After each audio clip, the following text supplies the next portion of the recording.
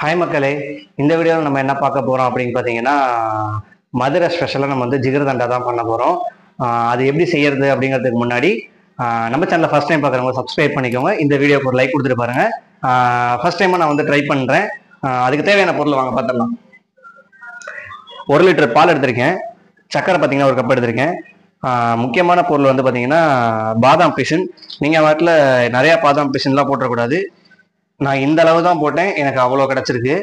இந்த அளவு போட்டாலே நமக்கு அந்த அளவு கிடச்சிரும். அதனால் நீங்கள் நிறையா போட தேவை கிடையாது. இதை போட்டிங்கனாலே 8 மணி நேரம் தண்ணியில் ஊறணும். இது கிட்டத்தட்ட ஒரு நாள் நைட்டு ஃபுல்லாக ஊறினாலே போதும். அதுக்கப்புறம் சர்பத்து நமக்கு தேவையான அளவுக்கு எடுத்துக்க வேண்டியதான். சரி, இதை எப்படி பண்ணலாங்கிறத பார்த்துடலாம். ஃபஸ்ட்டு 1/2 லிட்டர் பாலை மட்டும் நம்ம தனியாக பிரித்து காய்ச்சிருவோம். வாங்க.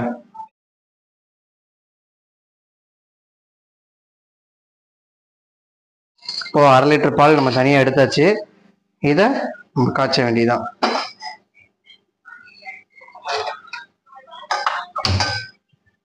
ஓகே,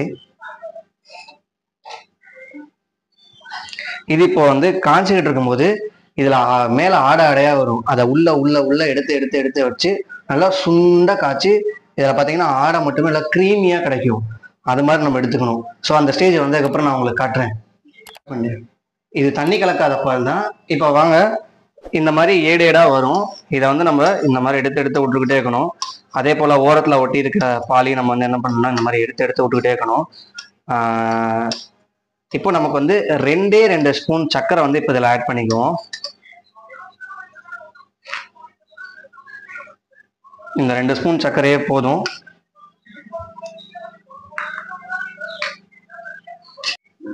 இந்த மாதிரி அப்பப்போ இந்த பாலாடையை நம்ம எடுத்து எடுத்து எடுத்து உள்ளே விட்டுக்கிட்டே இருக்கணும். அதே போல் சைடில் இருக்கிறதையும் சொன்ன மாதிரி எடுத்து எடுத்து விட்டுக்கிட்டே இருக்கணும். அடி பிடிச்சிடாமல் பார்த்துக்கணும், அது ரொம்ப முக்கியம். ஓகே, அவ்வளோதான். நம்ம ஊற்றின 1/2 லிட்டர் பால் கிட்டத்தட்ட பார்த்தீங்கன்னா 100 ml-க்கும் கம்மியாகவே ஆயிடுச்சுன்னு நினைக்கிறேன். இப்போ இந்த டைமில் நம்ம என்ன பண்ணணும் அப்படின்னா, இதை ஒரு பாத்திரத்துக்கு மாற்றிட்டு ஊற்றும் போதே பாருங்கள் கொஞ்சம் க்ரீமியாக இருக்கும். இந்த ஸ்டேஜ்லேயே நீங்கள் எடுத்துருங்க. அப்போனா தான் உங்களுக்கு வந்து இது வந்து பால் வந்து ரூம் டெம்பரேச்சர் ஃபஸ்ட்டு வைப்போம். அதுக்கப்புறம் பார்த்தீங்கன்னா ஃப்ரிட்ஜுக்குள்ளே தூக்கி இதை வச்சிட வேண்டியதுதான். இப்போ க்ரீம் ரெடி பண்ணியாச்சு. நெக்ஸ்ட் வந்து சுகரை வந்து கேரமலைஸ் பண்ண போகிறோம். வந்து சுகரை ஃபஸ்ட்டு சட்டியில் போட்டுக்குவோம். விட்டுட்டு அடுப்பை பற்ற வச்சுக்குவோம். பார்த்தீங்கன்னா மெல்ட் ஆகிட்டு இருக்கு. பார்த்தீங்கன்னா அடுப்பில் வச்சாச்சு. இப்போ இந்த கேப்பில் பார்த்தீங்கன்னா சைடில் வந்து நமக்கு சுடுதண்ணி வந்து ரெடியாகட்டும். சுடுதண்ணி எதுக்கு அப்படிங்கிறத சொல்கிறேன். ஒரு மீடியம் ஃப்ளேம்லேயே வச்சு நம்ம வந்து இதை வந்து கேரமலைஸ் பண்ணிகிட்டு இருக்கோம்.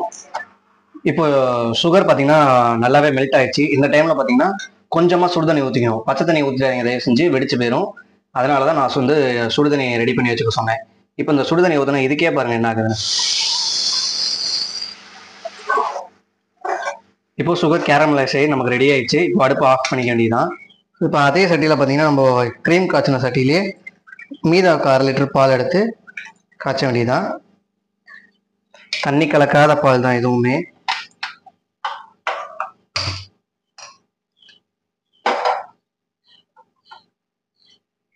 இப்போ நம்ம செஞ்சு வச்சிருந்த இந்த கேரமலைஸ் சுகர் இருக்குல்ல, இதை வந்து நம்ம இதில் வந்து நான் இந்த அளவுக்கு எடுத்திருக்கேன். ஆக்சுவலாக இது வந்து ஒரு 2.5 ஸ்பூன் அளவுக்கு இருக்கும். இதை எடுத்துட்டு ஊற்றிடுங்க. இப்போ இதை நம்ம கிண்டி விட்டுடலாம். இப்போ நல்லா கிண்டி விட்டாச்சு. பார்த்தாலே தெரியும் பால் வந்து கலர் மாறி இருக்கும். லைட்டாக கலர் மாறி இருக்கும், உங்களுக்கு கண்டிப்பாக தெரியும்.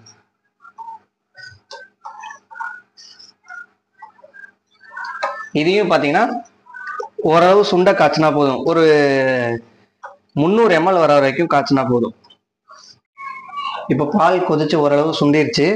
இப்போ இதை நம்ம இறக்கி வச்சுட்டு நம்ம என்ன பண்ண போகிறோம் அப்படின்னு பார்த்தீங்கன்னா ரூம் டெம்பரேச்சர் அளவுக்கு நம்ம வந்து செட் பண்ணிவிட்டு திரும்பி இதையும் நம்ம வந்து ஃப்ரிட்ஜுக்குள்ளே வச்சுருவோம். ஏன்னா நமக்கு இப்போது ஜிகர்தண்டாவுக்கு தேவையான பேஸ் எல்லாமே நமக்கு ரெடி ஆயிடுச்சு. இனிமேல் நம்ம வந்து ரெடி பண்ண வேண்டியதான். 1 hour later. ஃபைனலி நம்ம வந்து ஜிகர்தண்டாவுக்கு தேவையான பேசிக் எல்லாமே ரெடி பண்ணியாச்சு. இப்போ நம்ம வந்து ட்ரிங்க் ரெடி பண்ண வேண்டியதான்.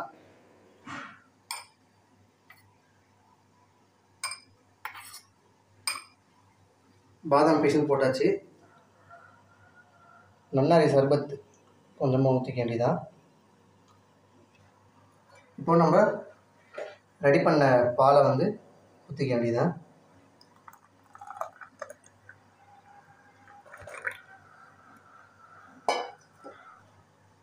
இப்போ நம்ம க்ரீம் மாதிரி ஒரு பால் ரெடி பண்ணோம் இல்லையா, இதை வந்து இப்போ மேலால் போட்டுக்க வேண்டியதான்.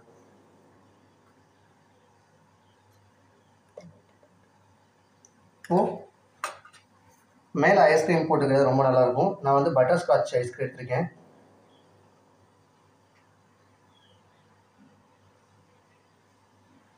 அவ்வளோதான், நமக்கு வந்து வெயிலுக்கு இதமான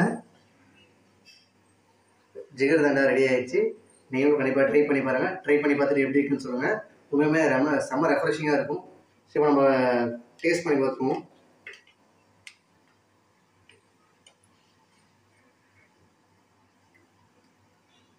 செம்மையாக இருக்குது.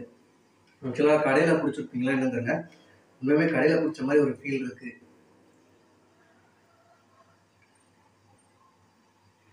உண்மையுமே இதுக்கான காரணம் பார்த்தீங்கன்னா அந்த பாதாம் பிசின் தான்.